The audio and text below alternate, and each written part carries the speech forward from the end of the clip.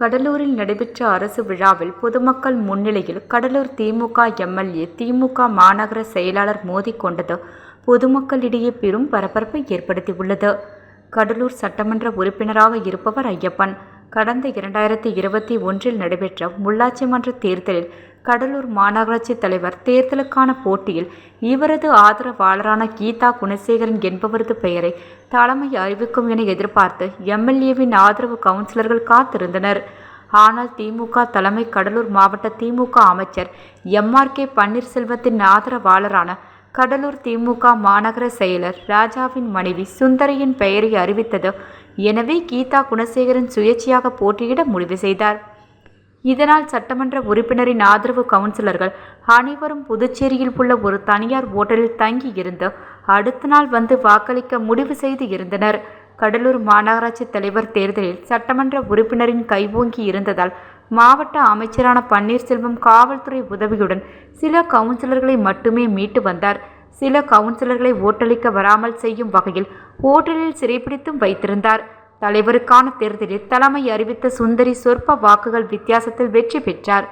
அன்று முதல் மேயர் தரப்புக்கும் சட்டமன்ற உறுப்பினருக்கும் இடையே பகை உண்டானது. இது நிரூபித்த வெறுப்பு போல நிலவி வந்தது. இதனால் சட்டமன்ற உறுப்பினரின் ஆதரவு கவுன்சிலர்களின் வார்டுகளில் எந்த வேலையும் நடைபெறாமல் மேயர் தரப்பு புறக்கணித்தது. அனைத்து மாநகர கூட்டங்களிலும் சட்டமன்ற உறுப்பினரின் ஆதரவு கவுன்சிலர்கள் எங்கள் வார்டிற்கு மாநகராட்சி நிதி ஒதுக்கவில்லை என குற்றச்சாட்டுக்களை கோரி அனைத்து கூட்டங்களிலிருந்தும் வெளிநடப்பு செய்து வந்தனர். மேயர் குடும்ப உறுப்பினரின் ஆதங்கம் மாநகராட்சியில் அதிகமாக நிலவுகிறது. அதே சமயம் மாநகராட்சியில் நடைபெறும் வேலைகளுக்கு அதிக அளவு மேயர் தரப்பு கமிஷன் கேட்கிறது என ஒப்பந்ததாரர்கள் புலம்பி வருகின்றனர். மேயர் பதவியேற்பு முதல் கடலூர் மாநகராட்சி 6 மாநகராட்சி ஆணையர்கள் மாற்றம் என பல பிரச்சனைகள் நிலவி வந்தாலும் மாவட்ட அமைச்சரவை பன்னீர்செல்வத்தின் பலத்த ஆதரவுடன் மேயர் தரப்பு இருந்து வந்தது. சுந்தரி ராஜா மேயராக பதவியேற்றிருந்து பலமுறை கடலூர் மாநகராட்சியில் லஞ்ச ஒழிப்புத்துறை போலீசார் சோதனை செய்து 3 பேரை லஞ்சம் வாங்கியதாக லஞ்ச ஒழிப்புத்துறையினர் கைது செய்து தற்போது அவர்கள் பணியிடை நீக்கத்தில் உள்ளனர். இந்த சூழ்நிலையில் கடலூரில் அரசு பொருட்காட்சியின் தொடக்க விழா நடைபெற்றது. இதில் 3 அமைச்சர்கள் கலந்து கொண்டு அரசு பொருட்காட்சியை துவக்கி வைத்தனர். நிகழ்ச்சி முடிந்தவுடன் சட்டமன்ற உறுப்பினர் ஐயப்பன் கடலூர் மாநகர ஆணையரிடம் சென்று மாலை வரை அனைத்து அரங்குகளிலிருந்தும் தனது படம் இருந்தது.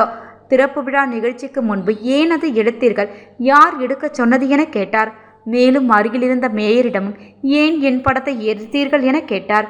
உடனே அருகிலிருந்த மேயரின் கணவரும் திமுக மாநகராட்சி செயலாளருமான ராஜா அதற்கு ஒருமையில் அதை கேட்க நீ யார் என்று கேட்க இருவருக்கும் இடையே வார்த்தை மோதல் ஏற்பட்டது. என்னால் தான் நீ மேயனாராய், என்னால் தான் நீ எம்எல்ஏ வானாய் என இருவரும் திட்டிக் கொண்டனர். ஒரு கட்டத்தில் எம்எல்ஏ 2 பேரும் ராஜினாமா செய்துவிட்டு தேர்தலை சந்திப்போம், யார் ஜெயிக்கிறார்கள் என பார்ப்போம் என மேயர் கணவர் ராஜாவிடம் சவால் விட்டனர். இதனால் அந்த பகுதியை பரபரப்பானது. காவல்துறையினர் அவர்களை சமாதானம் செய்து அனுப்பி வைத்தனர். பொது இடத்தில் ஒரே கட்சியை சேர்ந்த எம்எல்ஏவுடன் மாநகர செயலாளர் மோதிக்கொண்டது பொதுமக்களை முகம் சுளிக்க வைத்தது. கடலூர் திமுகவில் நீண்ட நாட்களாக நிலவி வந்த உட்கட்சி மோதல் தற்போது வெடித்து வெளிச்சத்திற்கு வந்துள்ளது. கடலூரின் மையப்பகுதியில் கடலூர் சட்டமன்ற தொகுதிக்கு வரவேண்டிய பேருந்து நிலையத்தை அமைச்சர் பன்னீர்செல்வம் தனது குறிஞ்சிப்பாடி தொகுதிக்கு மாற்றி எடுத்து செல்கின்றார். அவரிடம் சண்டையிட்டு எம்எல்ஏவும் மேயரும் அதை கடலூருக்கு கொண்டு வர தூப்பில்லை. இவர்களுக்குள் ஈகோ சண்டையால் எந்த பணிகளும் நடைபெறாமல் கடலூரின் வளர்ச்சியை கெடுக்கிறார்கள் என அங்கிருந்த பொதுமக்கள் பேசிக்கொண்டனர். விடியல் ஆட்சியில் விடியாமல் கிடக்கும் கடலூர்.